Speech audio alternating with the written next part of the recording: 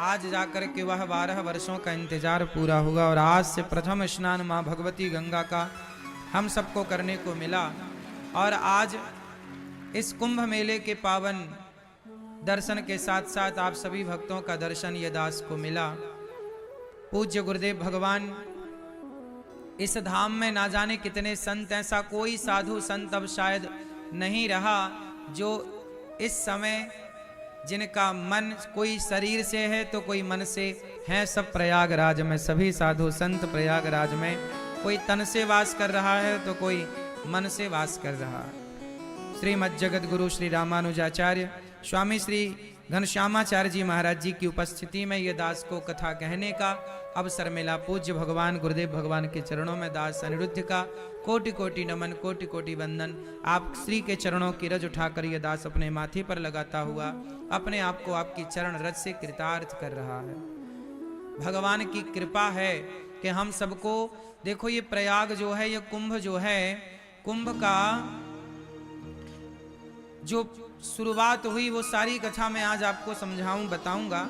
लेकिन सबसे पहले आपको ये समझाऊं कि जितना भी आज तक हजारों बार ये जो कुंभ का मेला यहाँ लगा, ये सभी कुंभ की रौनक किन से होती है? साधु संतों से होती है। कहते हैं ना कि संतों की चरण रज ना मिले, संतों की करुणा कृपा ना मिले, संतों की वाणी से भगवान की कथा ना मिले तो धाम में जाना अधूरा रह जाता है। धाम थोड़ा अधूरा सा रहता है। धाम को पूरा करना है तो संत समागम हरि कथा दुर्लभ तुलसी दोए, सुत दारा और लक्ष्मी पापी के भी होए।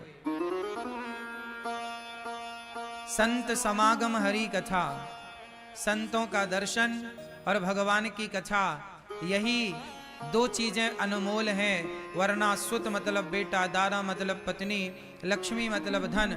बेटा पत्नी पैसा तो पापी के घर भी होता है, पर संतों का आगमन और भगवान की कथा हमेशा पुण्यात्मा को ही प्राप्त होता है। तो आप सभी बड़े पुण्यात्मा हैं कि आप सब कुंभ के मेले में बैठ करके भागवत जी की कथा कहने सुनने का लाभ ले रहे हैं। और ये दास अनिरुद्ध को भी प्रथम बार कुंभ मेले में इस तरह से कथा की शुरुआत करने का, कथा कहने का दास को मौका मिला। और आज से गौरी गोपाल भगवान की कृपा से वृंदावन में तो अखंड गौरी गोपाल जी की रसोई चल ही रही है। लेकिन प्रयागराज ने, गंगा मैया ने प्रेरणा दी कि कुंभ में जो करोड़ों भक्त आएंगे उन भक्तों के लिए भी गौरी गोपाल भगवान की ओर से हजारों भक्तों को भोजन प्रसादी की व्यवस्था हो। तो आज से यहाँ पर 45 दिन के लिए, जब तक ये कुंभ का मेला है तब तक के लिए अखंड रसोई, अखंड अन्न क्षेत्र वृंदावन में तो बट ही रहा है।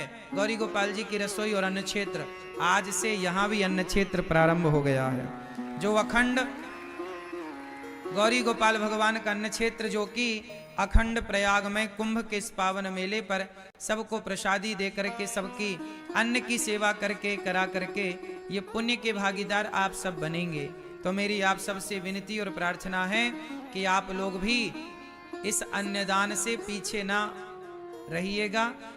प्रयागराज में कुंभ के मेले में जो ये अखंड रसोई चल रही है गौरी गोपाल भगवान की, हजारों साधु संत से लेकर हजारों दर्शनार्थी भक्त जन जो गंगा में डुबकी लगा रहे हैं वो प्रसाद पाएं, तो हमारा और आपका तो अन्न जब कोई भक्त खाकर के डुबकी लगाए तो उसका पुण्य हमें भी प्राप्त होता है। इसलिए ये पुण्य की गंगा है। आपकी भी अन्न क्षेत्र यहाँ गौरी गोपाल भगवान की ओर से जो बट रहा है, आपकी भी सहभागिता हो, आपका भी योगदान इसमें हो तो अच्छा है कि आपका भी अन्न भक्त जन खाएं और जीवन को कृतार्थ करें। ये सेवा है। अन्य सेवा से बड़ी कौन सी सेवा होगी? और ये तो भगवान ने बड़ी करुणा कृपा की कि हम सबसे ये सब कुछ सेवा ठाकुर जी ले रहे हैं। वरना कई लोग ऐसे हैं कि सेवा देने को तैयार हैं लेकिन लेने वाला कोई नहीं है। ये तो बड़ी कृपा है कि भगवान ने आपको देने लायक भी बनाया है कि आप भी दें। तो कुंभ मेले में आपका भी ये गौरी गोपाल भगवान का जो अन्न क्षेत्र बट रहा है, इस अन्न यज्ञ में आपकी भी सहयोग की आहुति लगे और आप भी अपनी बेटी के नाम से, बेटे के नाम से माता पिता के नाम से यहाँ भी अन्नदान अन्न क्षेत्र बंटवाकर पुण्य के भागीदार बने। आप जहां हैं वहीं से कुंभ में नहीं आ पाए तो मानसिक प्रणाम करें और आपका भी अन्न यहां तक पहुंचे ऐसा प्रयास करें। आए हैं तो आकर सेवा करें, अपने हाथ से सेवा करें। ये आज से यहाँ की सेवा स्टार्ट हुई। प्रिय भक्तों,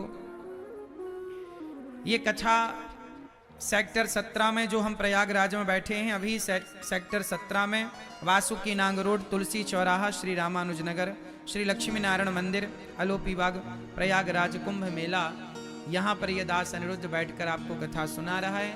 कभी किसी का आने का मन हो तो आप रास्ता ना भटकें, इसके लिए सेक्टर 17 में वासुकी नाग रोड, तुलसी चौराहा, रामानुज नगर, लक्ष्मी नारायण मंदिर कैंप में ये कथा का आयोजन हो रहा है। प्रिय भक्तों, भागवत जी की जो कथा है वह प्रत्येक प्राणी के कल्याण की कथा है। भागवत जी किसकी कथा है?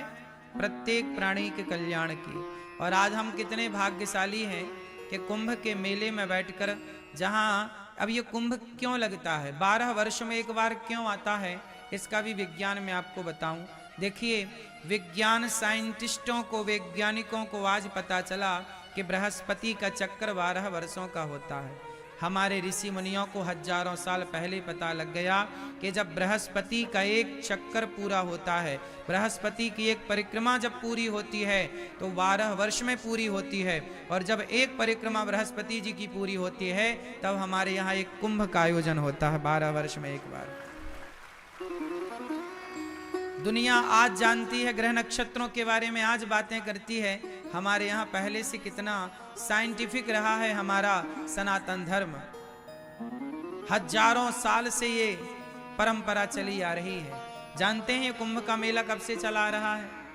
जब समुद्र मंथन हुआ, और समुद्र मंथन से जब सबसे पहले अमृत, सबसे अंत में अमृत निकला, तो उस अमृत की वो कुछ बूंदें आकर के 4 स्थानों पर गिरी। उन 4 स्थानों में एक स्थान है प्रयागराज। जब प्रयागराज जी में अमृत की बूंदें गिरी तो यहां पर अमृत की बूंदें इसी माह में, इसी समय पर वह बूंदें जब आकर गिरी, तब से लेकर आज तक उसी तिथि पर, उसी समय पर कुंभ का मेला लगाया जाता है। और कुंभ के मेले में हम सब दरस परस करते हैं गंगा मैया का, संगम का, क्योंकि कहा जाता है कि वो अमृत की जो बूंदें हैं, वह अमृत की बूंदें कहाँ हैं?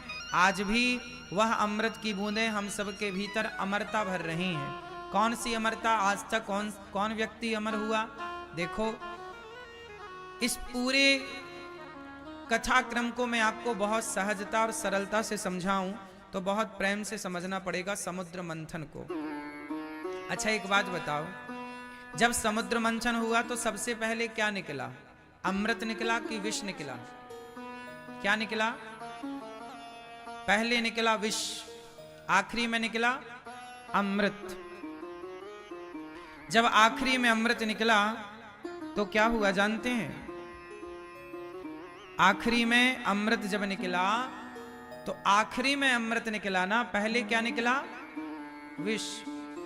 इसका अर्थ है कि जो प्रयागराज में कुंभ लगता है, ये समाज को यह मैसेज देता है कि कुंभ का मेला अमृत की बूंदों के कारण मनाया जाता है, लेकिन इस अमृत की बूंदों तक पहुंचने के लिए पहले आपको